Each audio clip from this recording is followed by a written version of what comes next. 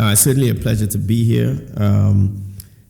George Simmons is certainly a distinguished academician, and so I'm humbled to have the opportunity to give this lecture, which would be different. My focus in academia is probably a bit non-traditional, and as a practicing cancer surgeon, I'm certainly a non-traditional president of a university in the U.S. As you heard, I still operate, and that's because I feel strongly that the academic portion of my career is one that I must keep alive.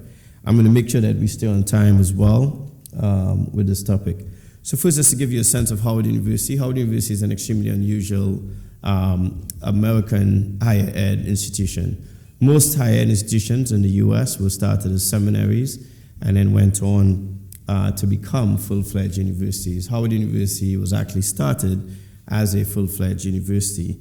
The reason I like to use this picture is because if you look at the medical faculty in this picture, two of them were black men from the very beginning. And if you think about the United States after the Civil War, that was an extremely unusual feat to accomplish. The first students were women. One of the first graduates of Howard's Law School was a woman by the name of Charlotte Ray, who would become the first female in the U.S. to be barred in the practice of law in any jurisdiction in the United States, and a black woman at that. So with that in mind, the birth of the university itself is also unusual in the sense that the 17th president of the U.S., Andrew Johnson, who signed the charter to start Howard University, was actually probably the most racist president the United States has had. He was openly racist. On the same day that he signed the charter to start Howard University, he also vetoed the first Reconstruction Acts. So I often say, is somewhere rolling around in his grave, pretty upset that he probably started something that would build the African-American middle class in the U.S., and probably did not have that insight that that's what he was doing at the time. The first black president of Howard University was Mordecai Wyatt Johnson, and he became the president in 1926, served for 34 years. And when he started, none of the schools were accredited by any higher education system in the U.S. And by the time he left, certainly that was accomplished. So there have only been 7 black presidents of Howard University, of which I'm the 7th. And there have been 10 white men who've actually led this institution. So despite the fact that lots of people refer to Howard University as the flagship historically black college and university, it actually has been led by white men, more so than it has been led by any black men. Being the first non-American born president of the institution as well is highly unusual, and recognize that as a result, what people's perceptions of university leadership is part of what I'll discuss this morning. Howard University now has 13 schools and colleges, 9 of them in what we call academic areas, 4 in the health sciences. This is an unusual institution because we also have a radio station and a TV station. We have our own hospital. We participate in 19 Division I sports. So if you look across the American higher education landscape, Howard University does represent a bit of an oxymoron. We have a divinity school, a law school, a medical school. We have the only dental school in the District of Columbia and the only pharmacy school in the District of Columbia. So we have a very complex enterprise that consists of currently about 9,400 students and is extremely critical to the landscape of higher education as a destination organization as well in assisting with diversity. So this past January culminated a fairly long activity of coming up with a strategic plan. Our strategic plan is titled Howard Forward. We are focused on 5 pillars to lead the institution into the future. The first being around academic excellence, the second being inspiring new knowledge, the third being how we engage with our community and redefining who that community is. Because while students do have the opportunities to access higher education anywhere in the U.S., the reality is that they don't. And the reality is actually the numbers are getting concerning in some fields. And so the diversity that we currently experience in some fields could potentially go away. Leveraging technology and being more efficient and effective is critical. Students today can obviously order an Uber ride or Lyft ride and have that pick them up in 2 minutes and do all of that on their phones. And so they expect to interact with our academic institutions in the same manner as well. And the fifth pillar is obviously financial sustainability. And that's a critical one because as higher ed has become more expensive, and we have continued to give opportunity to those like myself who otherwise would not have that opportunity, it is critical that we manage costs and that we expand and diversify our revenue streams as best we can. So this is a touch on academic medicine, since one of the goals of this lecture was to talk about some of the things that I have gleaned from that arena. The first of which I would mention is that the shaping of the U.S. medical higher education system was extremely unusual. Abraham Flexner wrote a report at the turn of the previous century. He basically visited every U.S. medical school and Canadian medical school because he was convinced that the schools were not all of a high quality, and he also was convinced that the criteria for admission were also uneven. And he was correct. What is a little known fact is that some of the things that he gleaned from his report have never really seen as much of the light today, but it reshaped how we looked at medical education. So in his report, he wrote things like women don't have an inclination for medicine. And if you look at the number of women who applied to medical school, subsequent to his report, it fell dramatically.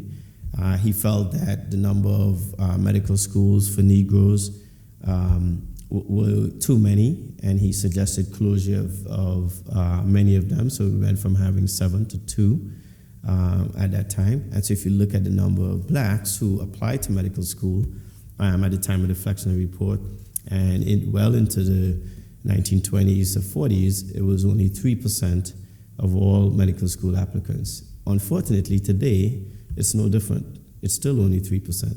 So in a country of 300 million people, in 2014, we had 1,553 black men apply to medical school. And in 1978, we had a larger number than that apply to medical school. So over that 40-year period, despite more opportunities and access, we actually have less African-American men who are applying to medical school in the U.S. And there are a variety of reasons for that, but it's obviously very concerning in terms of where that profession is heading. The New York Times and many other publications have seen this as a significant issue. I am the father of a 15-year-old son, and media influence is significant. My wife has a degree from University of West Indies in computer science, so between the two of us, we have 4 degrees that hang in my house, and yet still my son's email address is, we have the same name, so it's my initials, and it ends with NBA, because for a long while he felt that he would go to the NBA and be a professional basketball player. Not uncommon for a black male in the U.S., even in the house of a university president. And so those pressures and what the propaganda and the media does in our society is significant. And he's met a lot of those players, and despite that, we still have hope that he would consider something else. But for black men, in particular in the U.S., we have a crisis, and that crisis is ever growing. When you look at healthcare outcomes are certainly dependent on cultural competency. And cultural competency is one of the things that we're lacking in terms of our medical healthcare system as well. So not having black male physicians is going to be a significant problem as we go forward. Now, some of this is because we have unconscious bias, right? And I don't speak of this lightly. This is a talk actually I've given at dozens and dozens of academic institutions in the U.S. and have dozens more already booked well into 2021 because of, I think, the poignant nature of this topic in particular. That unconscious bias resides in all of us. And I want to be clear about that as well, that we often think that we are not the person who's going to practice unconscious bias, but that's just not true. Our life's experiences allow us to have certain opinions of people, of things, of situations, and that then influences our judgment. And this is an example here.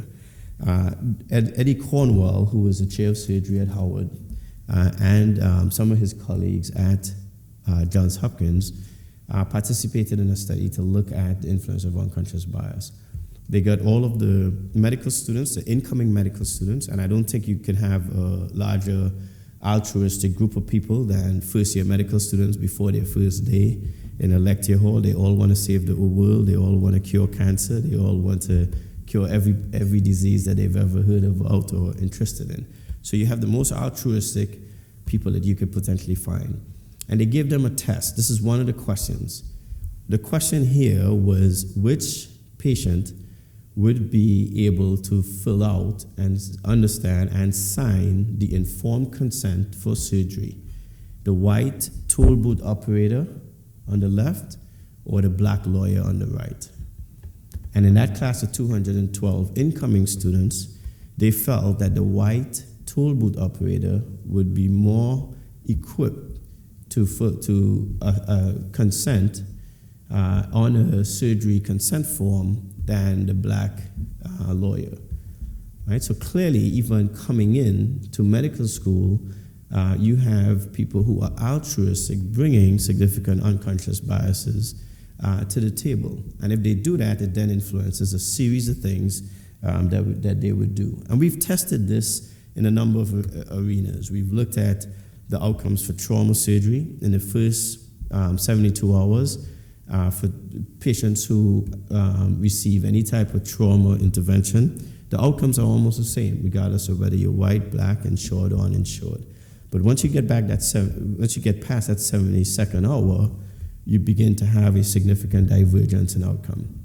And that comes from the fact that we now find out who the patient is, whether they have insurance, whether or not they are capable of paying the bill, and all of those things then act to a series of decisions that are made that are not medically based, but are really based on our biases about that particular patient.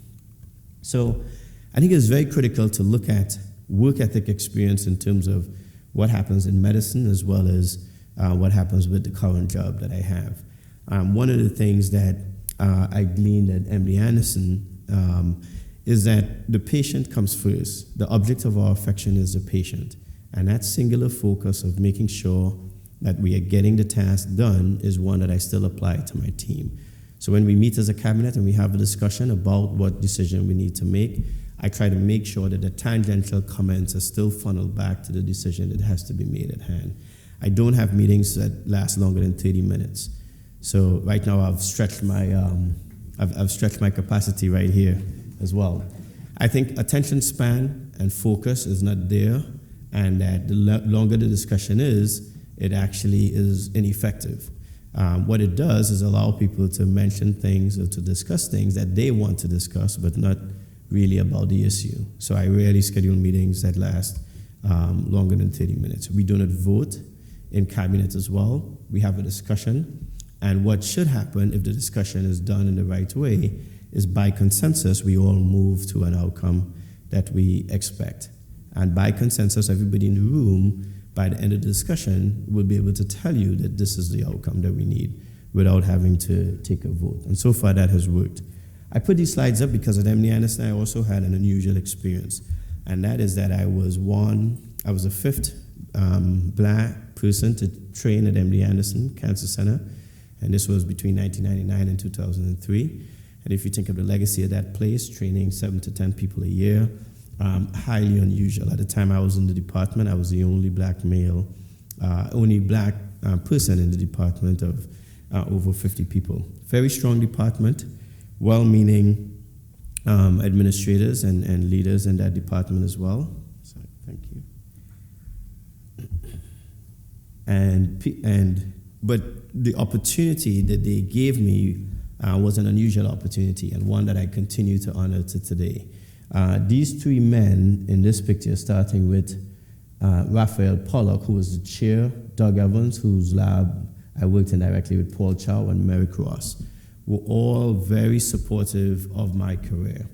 I would not know this for years, but when I went to MD Anderson, after doing a rotation as a student, Dr. Pollock would write Dr. Carlington, my chair of surgery, a letter asking him to convince me to come back to Houston. I had no desire to go work in a lab. When I was finished my surgical training, I wanted to operate. And over the course of the year, he continued to convince me to come back to Houston. I drove so I could stop in Atlanta and turn back if I changed my mind, but made it all the way to Houston. When I got there, what I found was a very unusual circumstance. Dr. Pollock insisted that I be the best surgeon that I could be, and if people happened to recognize that I was black, that was fine. Now, in today's world, we sometimes look at that and we question whether or not that should come first or second. And the truth is, it was consistent with my surgical training. Excellence should be the thing that is the calling card, and should be the thing that always is what we present ourselves with. And then we deal with whatever else society brings to us. Merrick Ross had an unusual dedication to patients and a work ethic that I saw, liked, and certainly thought I could emulate. He would fly to Dallas sometimes during the day to see other patients and then fly back and operate. His work ethic and the manner in which he treated his patients was extremely unusual as well. I think team building is important. And one of the things that I always preach to the orderlies in the operating room at Howard University is that no patient that I operate on has a good outcome unless every single member of the team does what he or she is supposed to do.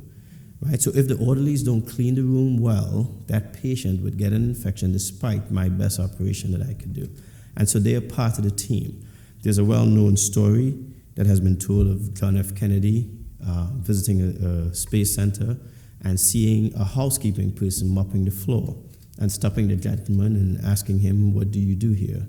And the gentleman's response was, "I send people to the moon." And his response was not that he sweeps the floor or that he cleans the place. His response was that he sends people to the moon, because that is part of the overall mission of the institution. That is the primary North Star. And so one of the things that I try to encourage everyone to recognize is that they are part of whatever our overall mission is. And if our overall mission is to educate young people, then that's what they do, whether they clean the floor or whether they're a vice president at the university. Female leadership is something I feel extremely important about.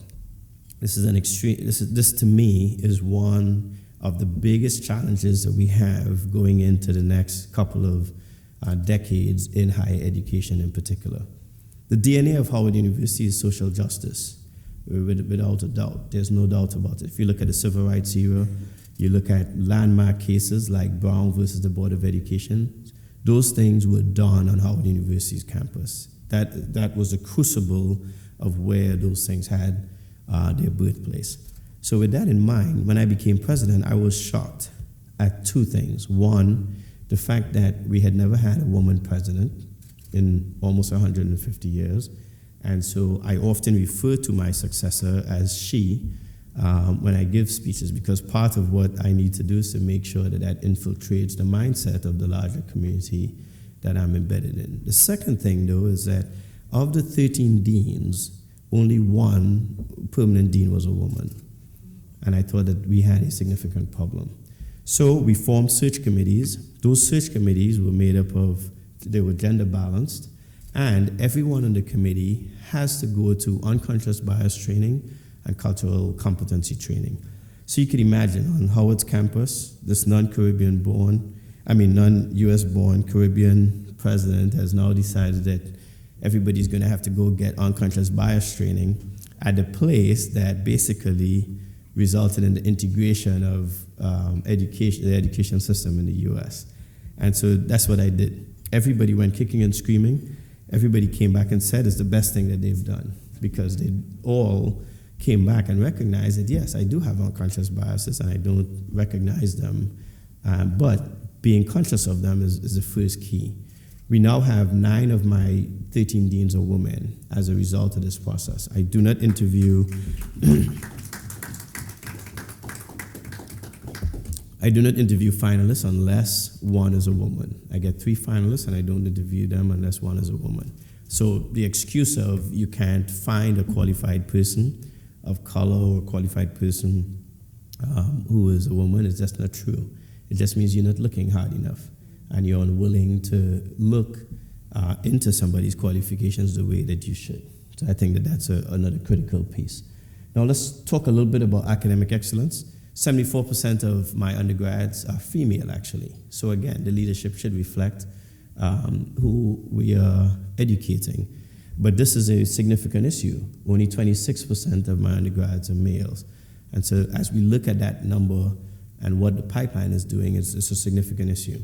Now, what's interesting about this statistic is that most of the men have higher SAT admission scores than do the women, but they're more likely to, what I like to refer to, do the Wall Street type of majors, which are finance, accounting, etc. They're less likely to do things like STEM, and that's certainly a battle in the country.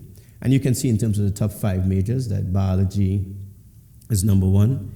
This is the first year in my presidency that political science has moved above psychology, and as referred to earlier, the political climate in the country is probably most responsible for that. And that's why I try to tell people who kind of look at what's going on and probably look at it with despair, I actually think it's an opportunity. If you go back and you think of Andrew Johnson as the 17th president of the US, you just would not think that you would have a republic that is thriving today with somebody like that at the helm. And yet still the United States survived that, even moved into Reconstruction and subsequently a civil rights era in spite of that presidency.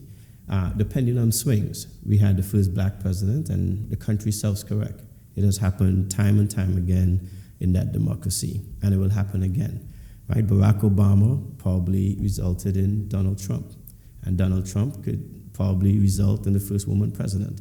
These are the things that happen in a democracy that's vibrant and a democracy that's contentious. But it's necessary to have it in spite of what people are doing. So these young people who are choosing political science are choosing it for that very reason. And now you're going to have the birth of a group of a generation who are probably more politically conscientious than ever before. And that's what you need. That's what you need in order to move things forward. Sometimes you have to take that step back in order to get the advances. The GPAs are very high, 3.6, SAT score average is 12.12. I mention this because, again, if you look at African Americans taking this test, that score is well over 220 points more than the average scores. And as a matter of fact, if you look at the SAT test carefully, again, as you talk about bias, those taking the test who are white and come from household incomes of less than 20,000 actually score only 869 on that test. But if you're African American and came from a family making greater than 200,000 a year, your average score was 871, only 2 points better. Right? So the test itself has a cultural bias that we all also have to recognize. So if you're thinking of pipeline and you're thinking of how to assess students coming in, this is clearly not a test that probably evaluates those students very well. The top 5 states from which we get students, you can see there, and you can see the top 5 countries. And I bring attention to Nepal, which is number 5. Sometimes people ask me, historically, black college and university, is that diverse? And are you isolating yourselves? And the reality is that diversity goes well beyond the color of your skin. Right? The students who come from Jamaica are very different from the students from Trinidad, as an example. When I went to Howard in 1988, the students who came from California were very different from the students who came from New York. As a matter of fact, I often used to argue that they came from 2 different countries. They listened to different music, they had different customs and different cultural norms, and so we have to look at diversity through a much broader lens than we do today. So one of the goals that I had coming in was how can we retain these students who economically are coming from the lower tier in our society. Oftentimes they're the first person in college in their family, and they're trying to navigate this very complicated university that in and of itself is almost a town in the nation's capital as well. So to do that, we started looking at the data, and I tried to really force us to make sure that the data, regardless of what everybody in the room may think in terms of their own biases, that the data really spoke to what it is we were trying to do. So with that in mind and focusing on the results, we started looking at what are the things that we can affect. And one of the things that we've seen in the current U.S. News and World Report is that Howard is the #1 institution in the country now among private institutions in graduating Pell Grant students. And that was purposeful in terms of my strategy for what we were going to be known for, taking students from the bottom rung and putting them to the top. And so this is I'll discuss a few of the things that were innovative, that were disruptive. So this is a shameless imitation of the Got Milk program, for those of you who've seen that commercial. We started a Got 15 program. The goal here was to get students to take at least 15 credits a semester. You need 120 credits to graduate.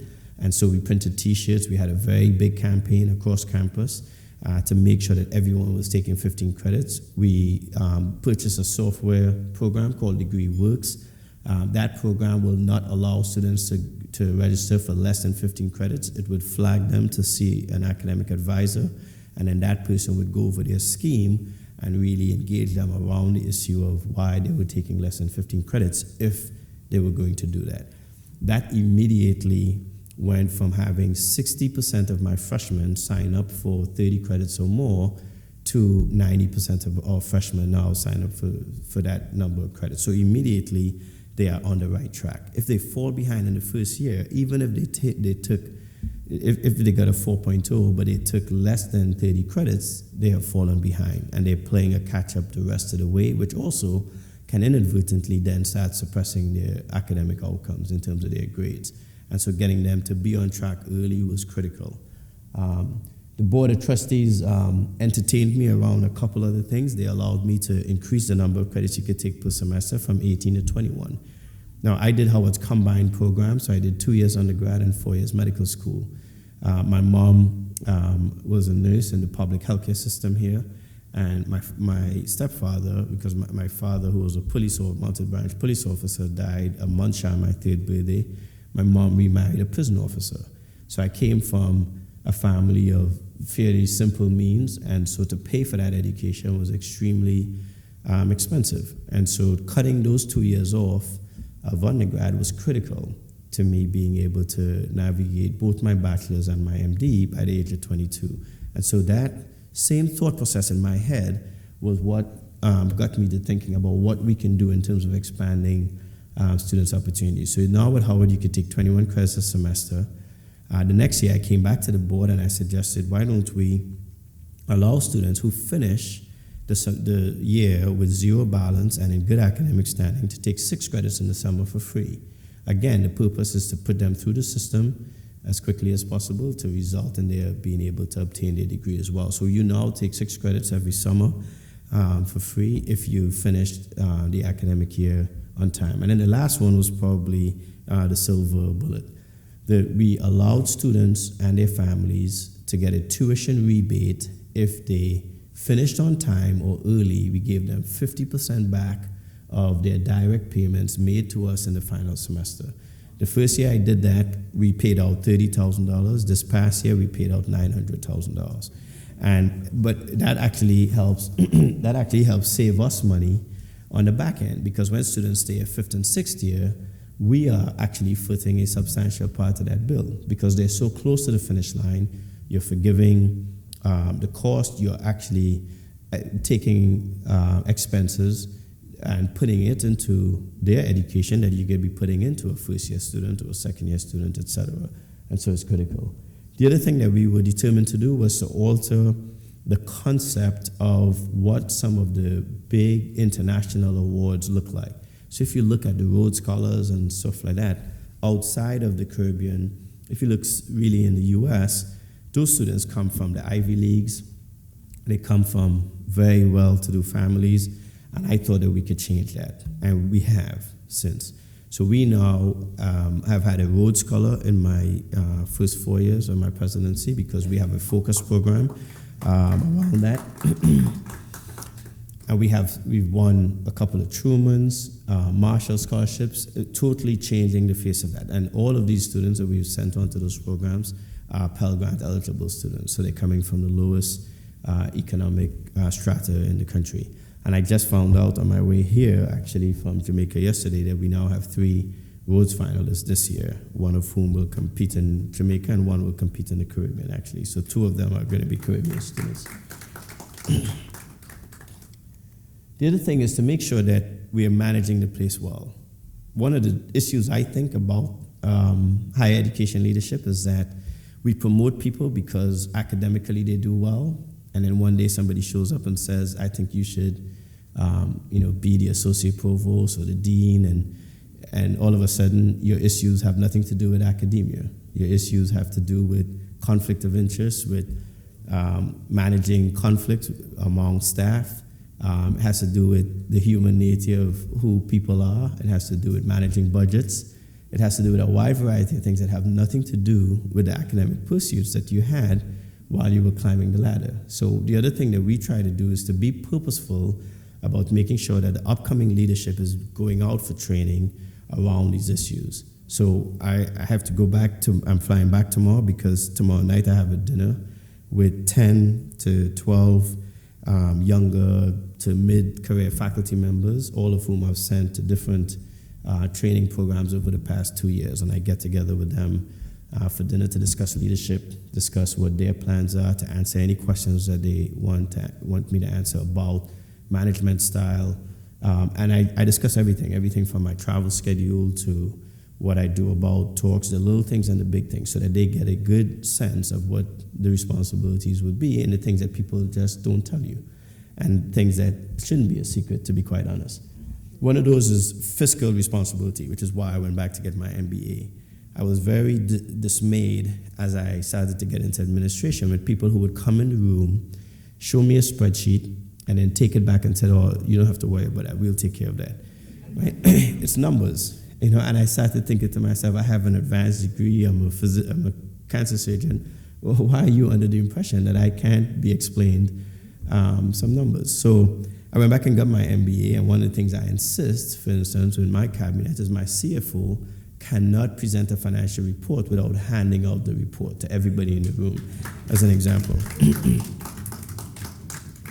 So that everyone has an opportunity to ask questions. There's no question that's dumb or rude, but the reality is that every question is important, and that's how people get educated about some of these things. And to be quite honest, the thing about finances that's most critical is often the strategy, not actually the money.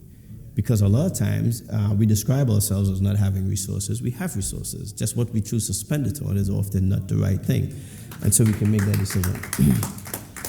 Because Howard is a federally chartered institution, every year Howard is in the federal budget and gets a federal appropriation. So it's one of only 2 non-military institutions that actually is in the federal budget. So highly unusual. And this is what our federal appropriation amount is that Congress has approved over the years. But this is how we get the money. And I point this out because it's erratic. Right now we have a continuing resolution in the U.S. under which we're running the government. So what the government does is they estimate how much money they should be giving us, and then they give us that amount of money. So last week, or I should say the first week of October, we should have received $57 million. We received $23 million. So which means that I have to make payroll, I have to do everything else, keep the lights on, and we have to figure out. So it's a matter of what we spend on, how well, what reserves we had to spend on, and so we're not in crisis because we plan ahead for those things. So it's not actually the money, as I said, but it's really the strategy around what you're doing. So when you look at achieving financial stability, we have an oxymoron. We are taking in a large number of Pell Grant eligible students from underrepresented minorities, and 78% of those students are receiving, of my students are receiving financial aid. So that's a really, for a private institution, this is more of a public institution profile in the US versus a private institution profile. But this is consistent with our mission, and that is why we're committed to doing this, so which means that we can't make the excuse that we don't have enough money to do what we need to do, because we've decided that this is going to be our calling card, so we have to figure out what's the best way to do it. And this is kind of how our budget is made up. You can see the federal appropriation makes up a great 38% of my budget. That's $236 million a year that we get. You can see that net tuition is not larger than the federal appropriation. So we actually charge 40% less than our peers as a result. This area here, contributions, is where I'm very focused. We have to increase this amount from 3%. The goal is to get that to somewhere between 10 and 15%. And then the endowment transfer, we have the largest endowment among HBCUs at $750 million. It was about $560 when I started. I hired a chief investment officer. And again, because of my own engagement around some of these finances, we made different decisions about how to invest the endowment. Our returns have been good, and so we've had an endowment that grows. We spin off 4% to put back into the institution every year, and that's a discussion that we've had with the board as well as to how we adjust that. But again, the goal would be to increase the endowment so that you can increase this amount. We run a hospital. Patient service revenue net is about 6% of it. I kind of feel like I grew up in hospitals, literally, so I understand how these things work.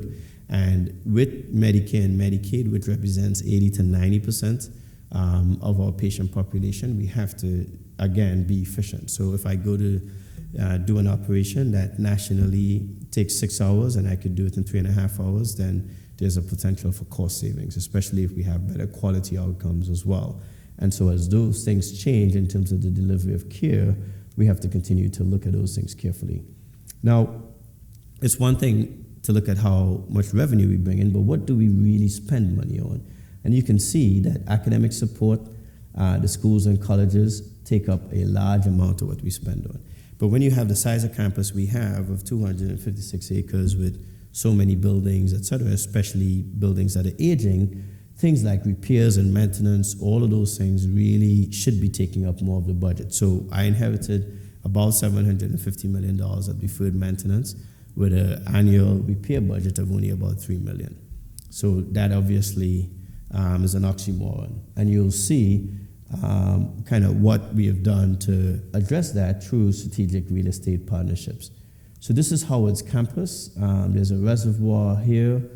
This is the north end of the campus, and this is the south end. All of this land here, these buildings, are Howard University property. So when I came into office, what I embarked upon was a process to see if we could monetize these assets here and then use these assets to put money back into the main campus. And so that's what we've been doing.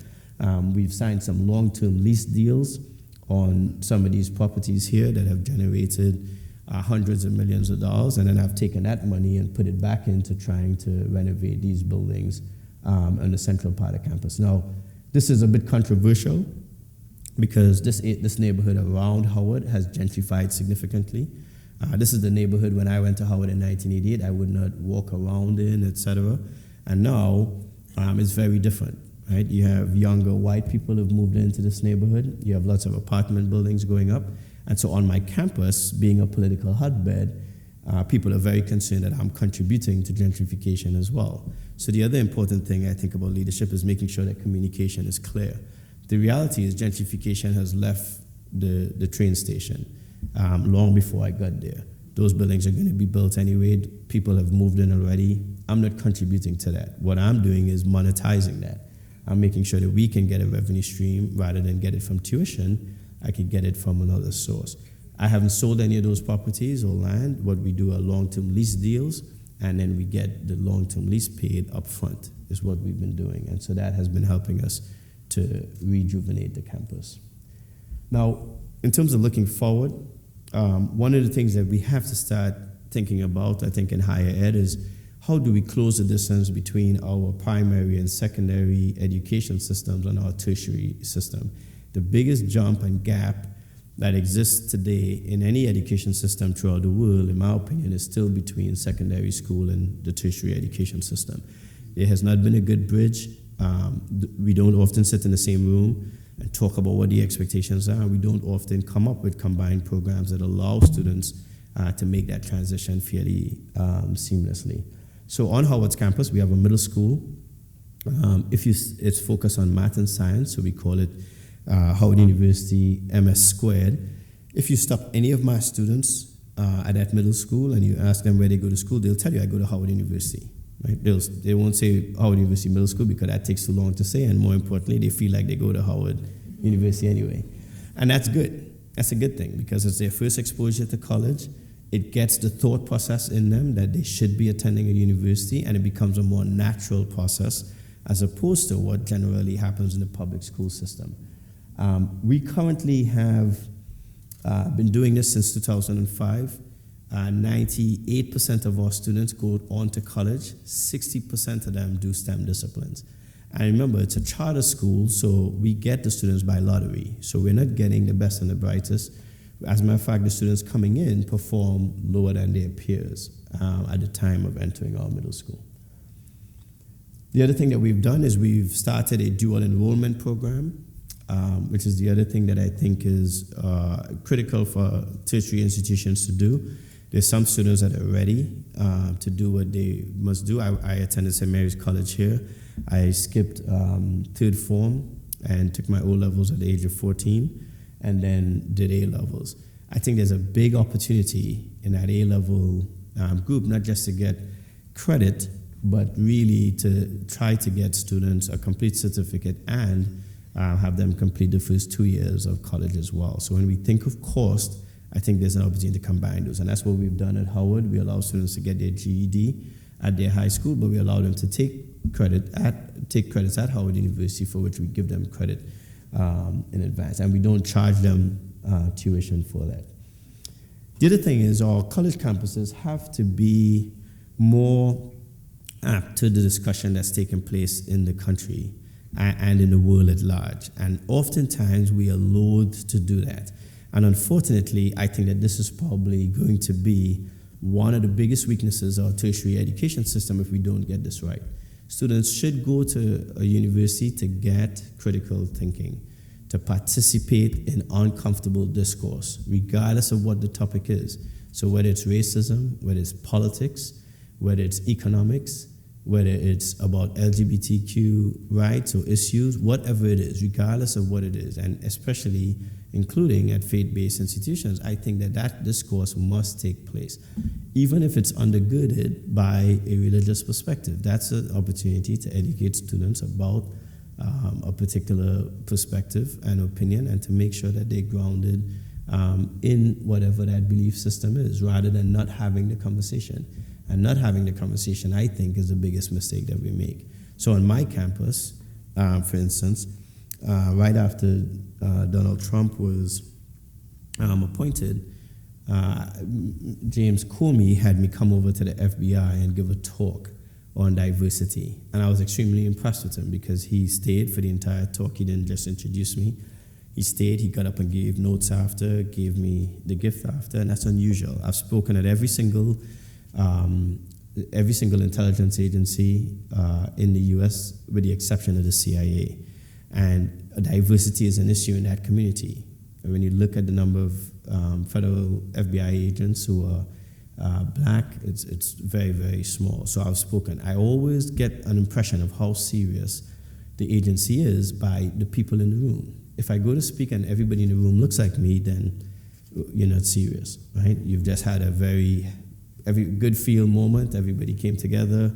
You said you had the president of Howard come, and everybody goes away feeling good about themselves. But at the FBI, 80% of the room was white.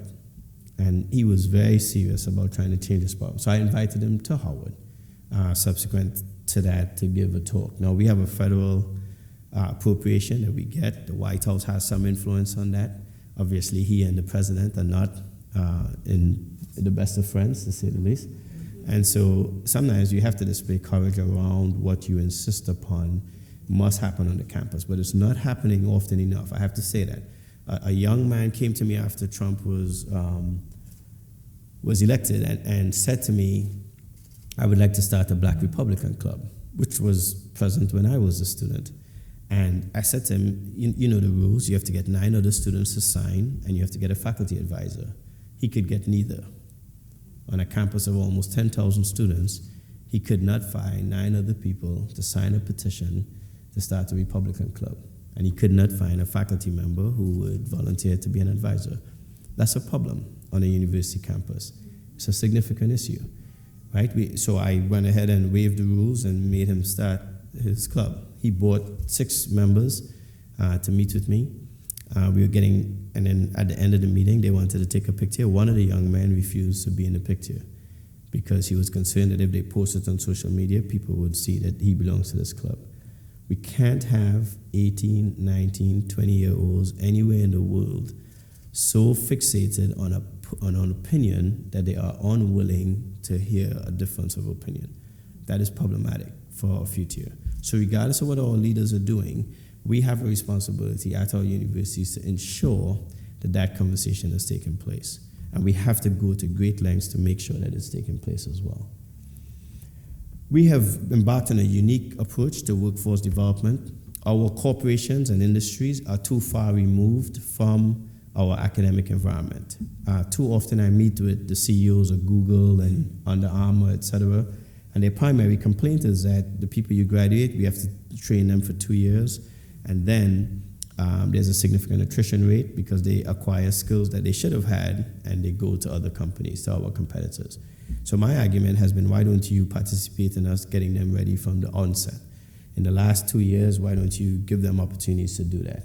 So we've done that. This is one example of a program like that. This is the CEO of Google. I approached Google about a program in which our students would actually be taught in Silicon Valley on the Google campus by Google engineers and by Howard faculty. At the end of that experience, they would also acquire the credits, so they're taught classes like algorithms, machine learning, artificial intelligence, and this program has worked out absolutely fantastic. One summer, we sent 26 students. The first summer, they all got 12 credits. 5 of them have now been hired by Google directly, and the rest have been hired in Silicon Valley.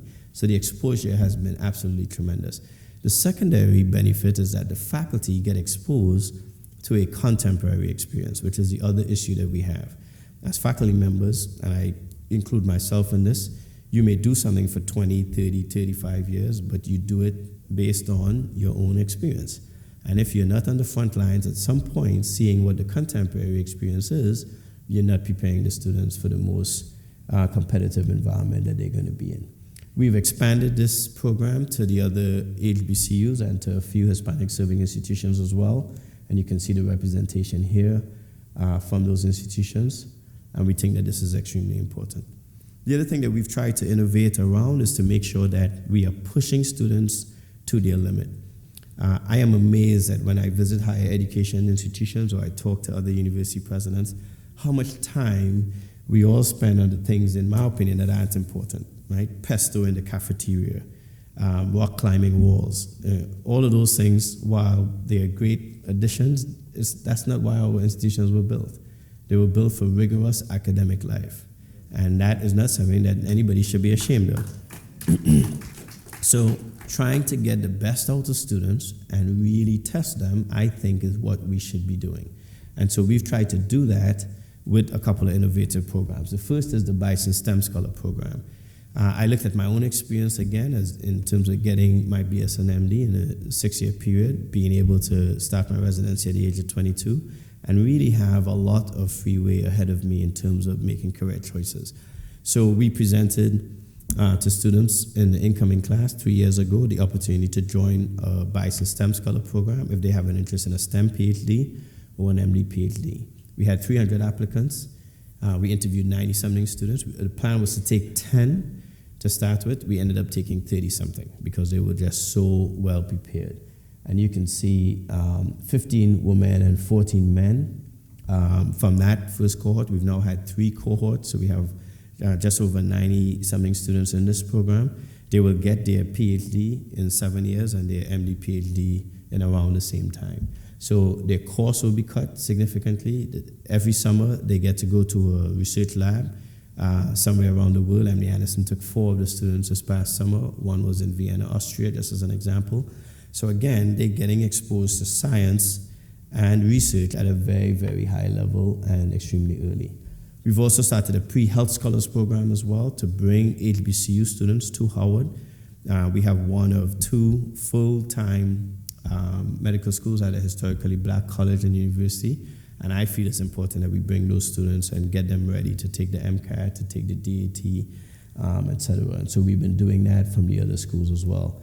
What's important about this is that if you look at the schools that participate, it's a wide variety of schools who have participated. The other interesting thing about it is that we probably have the most academic diverse incoming medical school class. We have students from 8 of the Ivies last year and 12 HBCUs in our incoming class. So again, trying to get students from diverse backgrounds and diverse experiences is important. I'm a board of director member of the Federal Reserve Bank. I put this up again because this is a place that's not very diverse. As you can imagine, the economists there are not the most diverse, but we now have a joint program with them to try to help with a pipeline to the Federal Reserve, which I think, again, is one of the institutions in America that we need to praise and learn a lot from. The Federal Reserve is extremely strong at looking at monetary policy. And when you look at the data that we use to decide on interest rates, et cetera, unfortunately, to some extent it has become a little bit politicized because of what is in the media and the current president in terms of how he speaks about the Federal Reserve. But the decisions that are made around interest rates, et cetera, effectively the central bank of the U.S. is one that is extremely rigorous. And as a board member, I have been impressed with what I've seen the economists do. And again, I do think that they need to have a more diverse group of individuals there. We've done this with MasterCard as well, in which we've sent faculty for externships so that they can see what the interns need to know and can come back and look at their curriculum. Changing your curriculum on a university campus is like an act of Congress, as most academicians in here know. It's a 2-year process, and while I do respect it, it's not exactly the easiest thing to do. And you can fall behind the times if it's not done quickly enough. And I think it needs to be done quickly. So again, having them go out and work at MasterCard for the summer, see what the interns would need to know, come back and change their own classes is also proving to be effective. And we do this with several other banking relationships that we have. We also are looking at industries that are a little unusual, like water, for instance, the number of jobs related to water management. And you think about it, water is essential for life. And so the number of these jobs that exist in the U.S. are significant. And I attended their conference with a few of my students. In 2018, I was surprised at the lack of diversity, but also totally impressed by the number of jobs and the diversity that's there. Inspiring new knowledge is really critical. And when I look at what that means and what the issues are for the future, this is a great opportunity for government and private partnership. Our universities across the world should be partnering with our government for solutions of the day. So whether it's maternal health, whether it's looking at issues in the economy, you look at transportation, you look at roadworks. I mean, there's a wide variety of opportunities for our universities to be sitting with the government and coming up with great research activity that then provides solutions. At the end of the day, though, it still is, regardless of what technology you use, regardless of what innovation is applied, at the end of the day, it's still about human contact. And I think someone mentioned it earlier in terms of we live in a fast-paced society. We're always on our mobile devices. We're always getting information. There's email coming in 24/7. At the end of the day, we still need to make sure that our young people can master the art of human contact and human engagement. And that human engagement starts with us as students and with us as faculty interacting with our students. And so this is a picture from last week.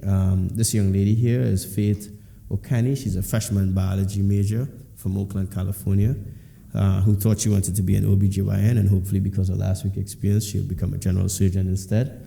But I have a shadowing program in which I bring freshman students to the operating room with me. And this is life-altering. I mean, to be at a university within 2 months of getting there and be able to go to see your first operation, and to do that with the president of the university.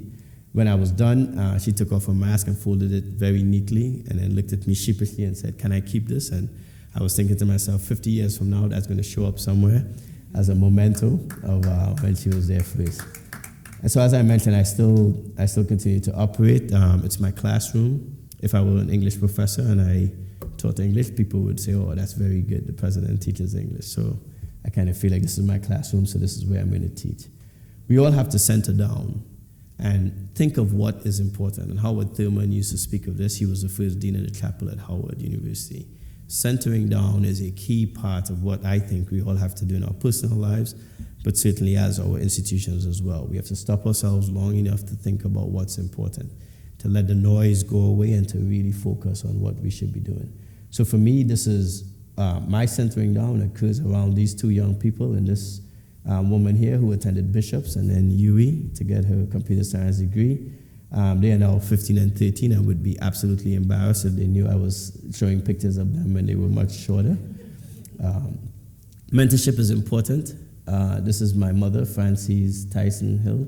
She was a nurse here for some 50-something years and very dedicated. I have sickle cell anemia, so I was hospitalized often as a child at Port of Spain General. She would often change her work assignment in order to be on the same ward where I was hospitalized. So that type of energy and passion that people put into our lives, that type of love, is extremely important. Charles Drew was the chair of surgery at Howard University and died in a tragic car accident on April 1st, 1950. But he had a saying that I think was extremely important. That is that excellence of performance will transcend artificial barriers created by man. And that is still something that all surgeons at Howard still live by, including myself.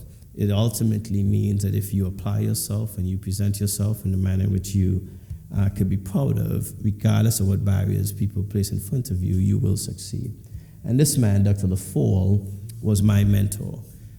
Just back to tying one of the first slides on my presentation, Abraham Flexner, as I said, resulted in there being only 2 medical schools at black universities in the U.S. This man would graduate from Florida A&M College at the age of 18 after enrolling at the age of 15. He could only apply to 2 medical schools at that time, Howard and Meharry. He didn't get into either one. He had 1 B on his transcript but didn't take standardized tests well. He would petition his president to petition Howard University's black president, who you saw, first black president, to let him in. And he would end up graduating number 1 in his class. He'd become the first black president of the American Cancer Society, the American College of Surgeons, the Society of University Surgeons. I could go on and on. That's his accomplishments. He unfortunately passed earlier this year, but is the reason why I'm back at Howard. He called me up in 2006 and basically made it clear to me that he wanted me to come back and take over his practice. And while at that time it was a tough career decision because I was about to be named vice chair of the Department of UConn, it was a very difficult decision to make. But certainly the right one, to follow my mentor. He would always say that one of the things in life as a cancer surgeon is that we should always be granting our patients hope. Right? The joy of anticipation of tomorrow is what we're trying to do. But it has applications to what we do in our universities, because that is what we're trying to give young people, the anticipation of tomorrow, what their possibilities are and how they can fulfill those possibilities. One of his proudest moments was seeing me become president, and this is on the day of my inauguration, and he was fascinated with, there's a chain with all the president's names on it, and it was certainly overwhelming to see my name next to those men as well. Some of your mentors come in different arenas. The other thing I want to make sure the young people in here understand, that not because you want to become an engineer means that the person who mentors you has to be an engineer. A lot of times people in different fields are important. This is Vernon Jordan. He's a civil rights leader. He has been the seat of power in the U.S. in many, many ways. Was very close with the Clintons, as an example, and was one of the men who was consulted by Barack Obama as to whether or not he should run for president. And an interesting story there, because he told President Obama that he shouldn't run, that it wasn't his time yet because he was close to the Clintons, and that he made it clear he was going to support the Clintons, but that if he won the primary, he would support him. I was at a dinner with President Obama and Mr. Jordan, and Mr. Jordan told a story, and then President Obama got up and gave his version of the story, which ended with him saying, "Please don't take political advice from Vernon Jordan anymore."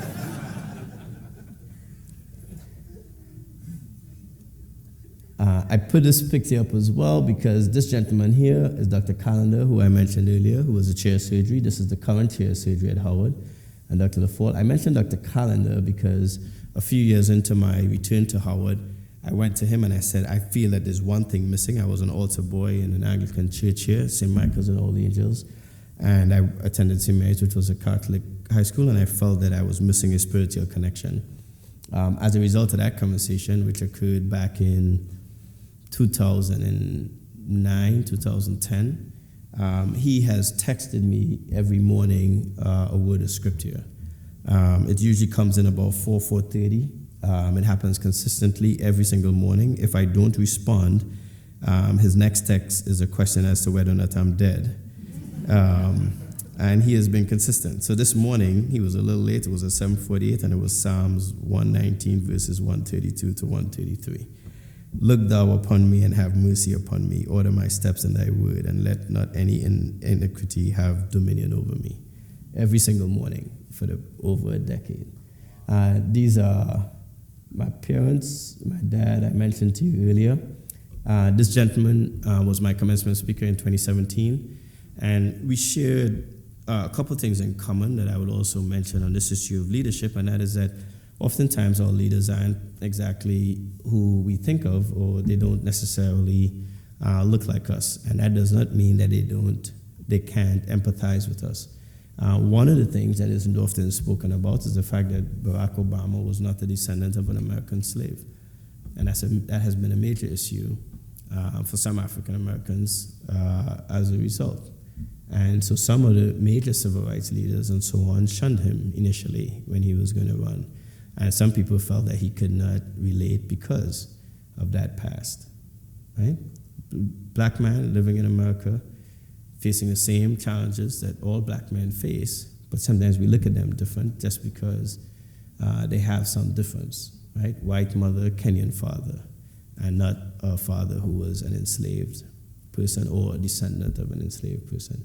First non-Caribbean president, grew up on Howard's campus, but same thing. People feel that I'm not as acutely aware of racism in America, and that my perspective about it may not be such that I think about it in the same type of fervor that others do, and that's just not accurate as well.